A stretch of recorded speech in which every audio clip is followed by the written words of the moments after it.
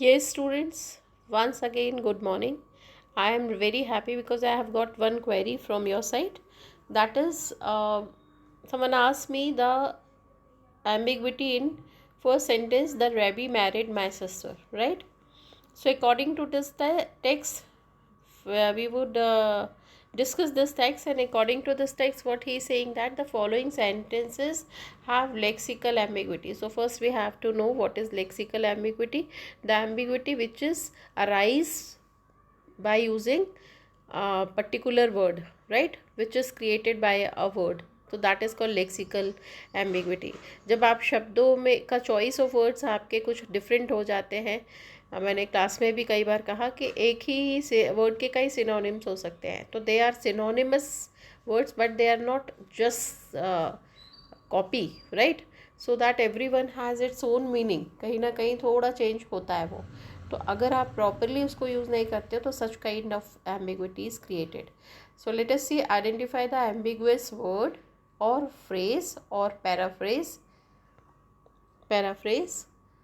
The two different meanings. क्या बोल रहा है वो? इंस्ट्रक्शन है कि आप एम्बिगुअस वर्ड को फाइंड आउट करिए, या फ्रेज है मतलब टू और मोर देन टू वर्ड्स अगर इसमें है, या पैराफ्रेजिंग मतलब सिंप्लीफाई करना, सेंटेंस को ईजी बनाना. तो या कोई पैराफ्रेजिंग मिस्टेक है तो वो आइडेंटिफाई करना है. तो वो कह रहे हैं लेक्सिकल है लेकिन ये वर्ड के कारण है. तो let us see all these three sentences. First is the rabbi married my sister. First of all, that is different mistake I'm discussing here. The rabbi होगा ही नहीं, rabbi होगा. नेम के आगे हम आर्टिकल यूज़ नहीं करते. तो पहला तो सेंटेंस में ये मिस्टेक है, लेकिन ये हम डिफरेंट इशू डिस्कस कर रहे हैं. Please take care because we are discussing grammar. दूसरा, एवरी नेम और surname should be spelled with capital letter, should start with a capital letter. तो ये रैबी का आर कैपिटल होना था.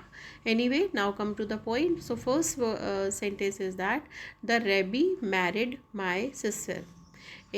What they are telling that first meaning is performed married, means Rabbi has done married. Yes, Rabbi is married with my sister. First meaning, right? And second meaning, entered into matrimony with so and so. So that's he has actually the middleman, and he has done arranged the marriage. ऐसा. तो अब इसके हिंदी में भी discuss कर लेते हैं कि इसका पहला है कि the rabbi married with my sister. The boy रैबी married with my sister, है ना, उसने मेरे बहन से शादी की. नंबर 2 होना है इसके अकॉर्डिंग एंटर्ड इनटू मैट्रिमनी. तो वो क्या हुआ, उसने एक तरह से he is a middle man जिसने उसकी मैरिज करवाई. द रैबी मैरिड मतलब the boy रैबी has arrange all marriage ceremony for my sister, right. तो मेरी सिस्टर की शादी रैबी ने करवाई, ये उसका दूसरा मीनिंग है. Now come to the next sentence. अगर आपकी कोई क्वेरी हो, I would like to welcome you.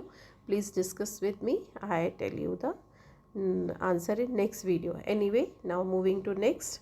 Jane sits home while Tarzan swings. Meaning is that Jane sits home while Tarzan swings. पहला है swings. इसमें swings का वो कह रहा है कि swings के कारण एम्बिग्विटी आ रही है. क्या swings मतलब moves back and forth, झूला झूलना, है ना. हम अगर बहुत सिंप्लीफाई करें हमारी लोकल लैंग्वेज में, हम बोलते हैं कोलोक्वल लैंग्वेज में टल्ले खाना. कहते हैं अरे यार वो टल्ले ही खा रहा है इधर उधर.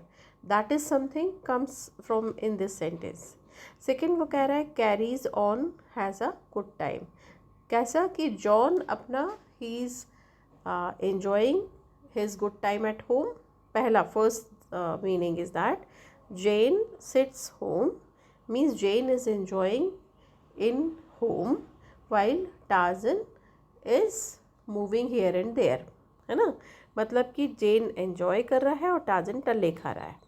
नंबर 2 वो क्या कह रहा है कि जेन सिट्स होम, है ना, वाइल टार्जन स्विंग्स. तो वो होम घर में बैठा है और टार्जन झूला झूल रहा है ना. तो ये एक फिज़िकल वाला मीनिंग भी निकल रहा है, और दूसरा एब्स्ट्रैक्ट मीनिंग है, फिज़िकल है, झूला झूलना सिंपल, जो जेन घर में बैठा और टार्जन झूला झूल रहा है।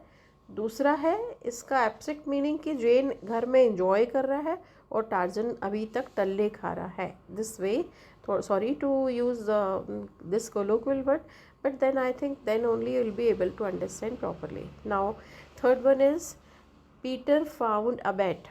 अब ये जो बैट है, ये बैट क्रिकेट के बैट को भी बैट कहते हैं, है ना। ये बैट बेसबॉल के बैट को भी बैट कहते हैं, लेकिन बैट को एक और क्या होता है, फ्लाइंग एनिमल होता है चमगादड़।